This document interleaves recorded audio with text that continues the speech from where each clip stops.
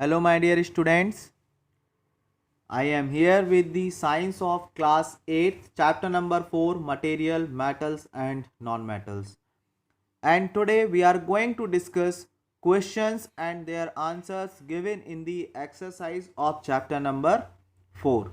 So, my dear students, let's begin with very first question of the exercises.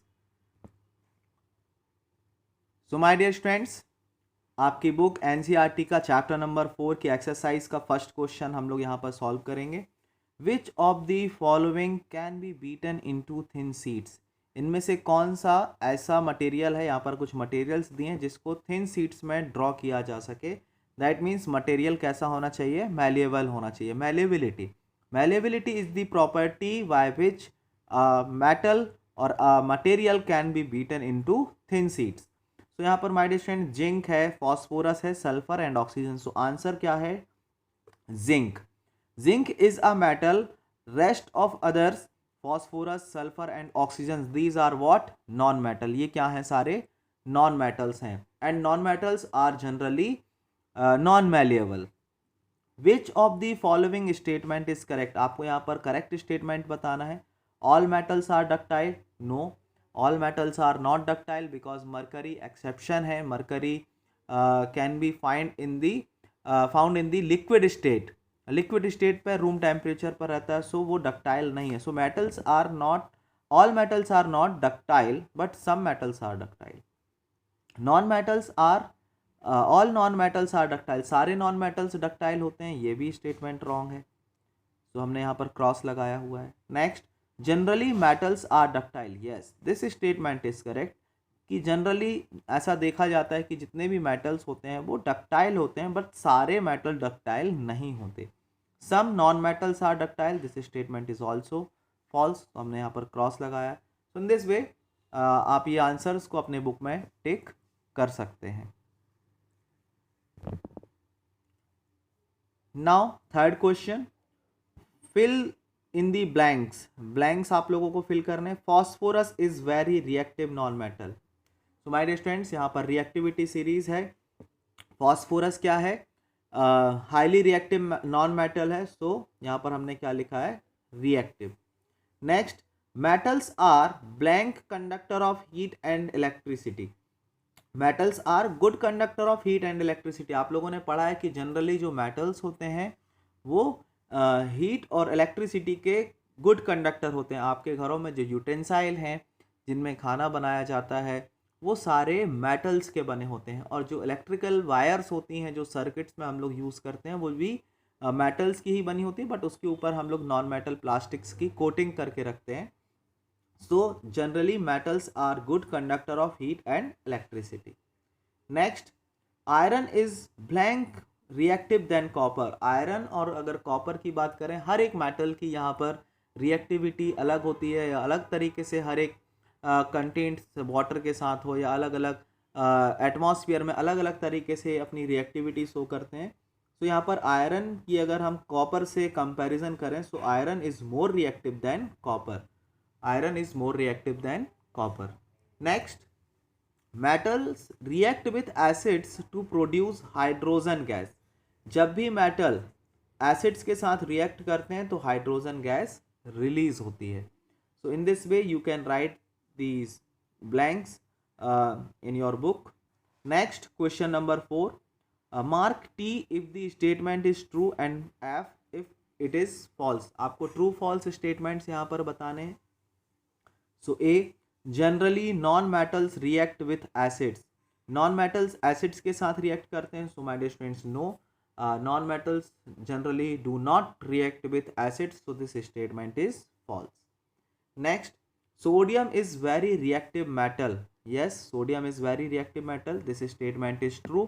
My dear students, sodium is highly reactive metal. इसको हम लोग normally नहीं रख सकते हैं, इसको हमें कैरोसिन में इमर्ज करके रखना पड़ता है. Because whenever sodium comes in contact with air or water, it react vigorously, बहुत ही साउंड के साथ, और बहुत ज़्यादा मात्रा में हीट भी प्रोड्यूस करता है. इसीलिए सोडियम मेटल को कैरोसिन में इमर्ज करके रखते हैं. Sodium is very reactive metal. This statement is true.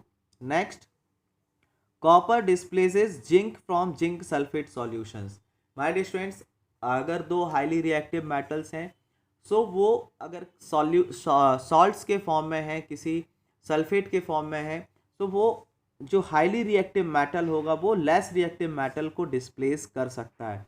So copper, और अगर हम जिंक की बात करें तो जिंक रिएक्टिविटी सीरीज में जिंक जो है वो कॉपर से ज़्यादा रिएक्टिव है। So less reactive, copper is less reactive than zinc, so zinc sulphate solution से जिंक को डिस्प्लेस नहीं कर सकता।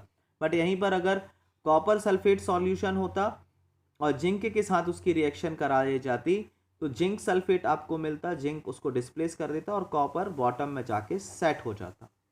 बट यहाँ पर स्टेटमेंट अपोजिट वे में दिया है, so this statement is what, false.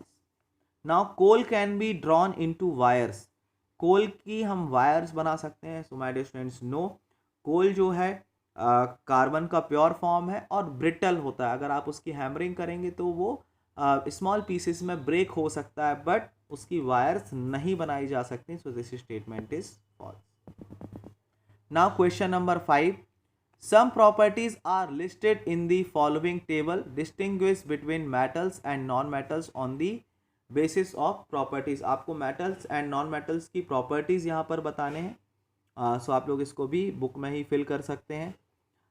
Property है अपीयरेंस की, अगर बात करें तो मेटल्स का जो अपीयरेंस होता है वो लश्यरस होता है। मेटल्स आर जनरली लश्यरस, और जो नॉन मेटल्स होते हैं वो कैसे होते हैं, नॉन लश्यरस। नेक्स्ट हार्डनेस की बात करें, second property, metals are generally hard, non metals are soft, non metals are soft. तो यहां पर आप लोग इस तरीके से लिख सकते हैं।